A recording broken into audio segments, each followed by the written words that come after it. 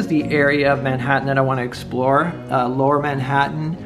There's the Brooklyn Bridge and the Manhattan Bridge. This area in here, I've got this watercolor set. This is a Winsor Newton Cotman student grade watercolor kit. There's an assortment of colors and then also a small round brush. This is a Moleskine watercolor sketchbook.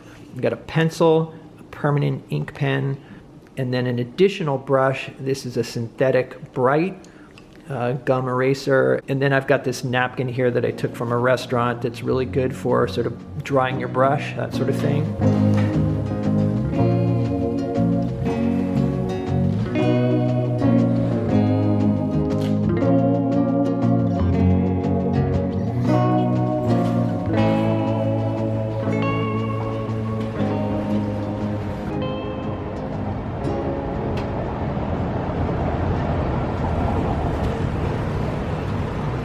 Alright, so I'm starting off by walking down Mercer Street, and I love these old brick buildings. Kind of reminds me of a Hopper painting. Some nice shadows looking in this direction.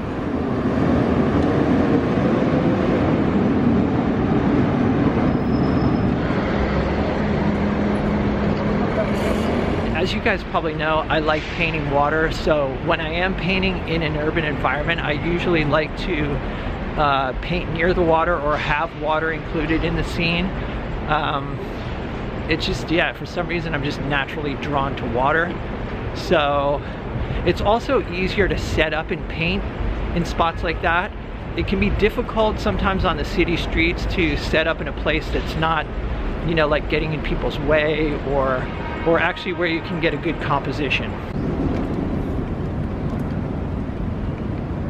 Another thing I like to include in my paintings is a sense of space. Sometimes the city streets can feel kind of closed in, and for me, having, you know, water creates a lot of open space.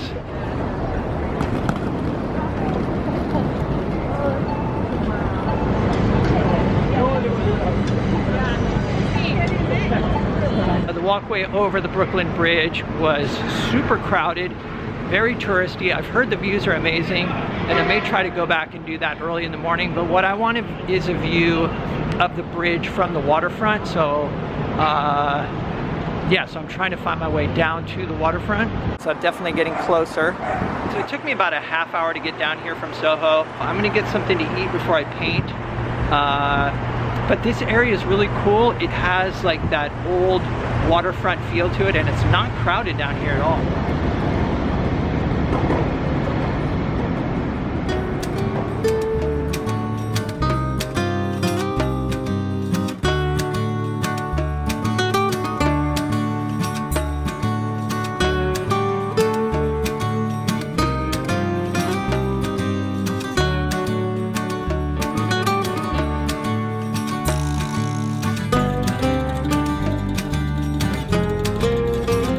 Okay, so it's time for the burrito review. This is as good as a West Coast burrito. Usually on the East Coast, I've had kind of mixed results with burritos, but this is really good. So this looks like it'd be a comfortable place to paint, but I actually want to go more over to this side here and have a view looking at the bridge from the base of the bridge. You can see here the shadows and the structure. It's not so interesting from this point of view. This point of view is interesting, but it's off quite a bit in the distance, and then there's, you know, maybe some buildings around the base of it that could sort of, I don't know, be confusing. Like I said, I like the idea of getting at the base of the bridge and having the view of, like, say maybe one tower up front and then the other one in the distance. All right, so this is more what I'm talking about right here.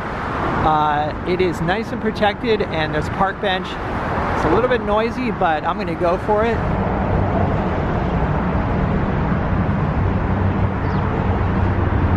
All right, so I'm approaching this the same way that I approach my oil paintings, which is I just started out kind of with simple shapes, and now I'm going in and kind of, you know, looking for more detail, refining those shapes.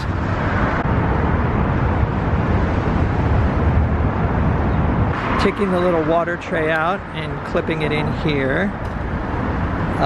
There's mixing areas both here and here. I just use this one. I don't have a lot of experience with watercolor, and I have not watched any tutorials or anything like that, so I'm just kind of winging it. I do know that with watercolors you're supposed to, you know, work from light to dark, so opposite from oils. So I try to do that.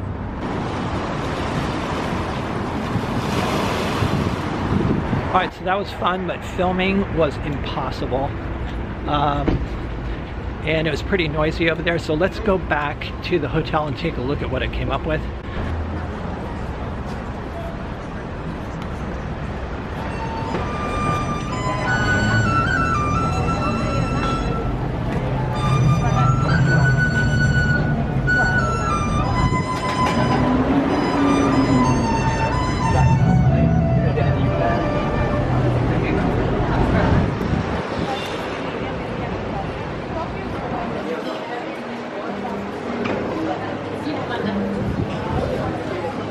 So I just got a text from my friend Pete.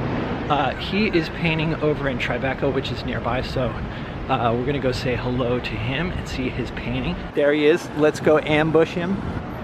Damn, that looks good.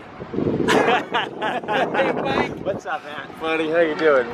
So you're just basically trying to break it down into light and dark at this point and Absolutely. keep it simple? How long have you been working on it? I started this one about an hour ago. When I sketched it out, Yeah. I really didn't pay precise attention to every single detail. It was just really kind of an impressionistic, like get it up there, there's that building, there's this building, and then broke it down into light and shadow. Yeah, exactly. And now I'm trying to keep with that. Yeah, the challenge is not to break it up with detail, right? Right, and that's where things like, especially with cityscapes, where things like windows, that's pretty complex architecturally. Yeah. And it's beautiful, but I know that if I try to break that down, it diminishes the painting. Right, It right. really diminishes the painting. Anything that breaks up that simple light dark pattern, Yeah. you know, is a problem. So a lot of times I'll do what you did here. It's just like make little suggestions, suggestion, yeah. and like I won't put every window in. Right. And then also, if you look up at these windows right here, some of them are really dark. But Yeah, if you right. lighten the values of those, like say maybe one shade darker than the wall, it still keeps the light dark pattern established. That's great advice. Because that's exactly what I would have done. I think I would have made this too dark. Anybody that's familiar with this area or has a familiarity with New York, it's in their own memories or imaginations, they fill in the blanks. If I can just give them some kind of suggestion of that moment, of that memory, then they do the rest. Exactly. And it's really interesting when you're successful at that, how many people will look at it and go, that's so realistic. Yes, right. And yet it's not at all. Yeah. Sometimes like I'll have something blocked in and it is just that light and dark pattern, and people will go, oh my God, that's really good, because they'll see it from a distance. Yeah. And like a strong light dark pattern, you know, it'll read really well from like across the block, you know what I mean? Right. And so, and then you know, then I'll like keep going sometimes and like kill it with detail, and then the compliments stop. Exactly.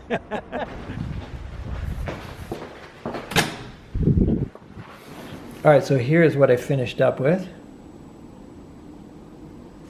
And I also did a light and shadow painting from a photograph. And there is some variation within the light and the dark, but for the most part, it's just built on light and dark. All right, so I hope you guys enjoyed this video. Let me know what you think in the comments. If you'd like to see some extra videos and help support the channel, there's a Patreon link down below. Also, my show at Studio Gallery opens this Thursday in San Francisco. So I'll put a link to Studio Gallery down below, so check it out. Other than that, stay creative, and I'll see you guys in the next video.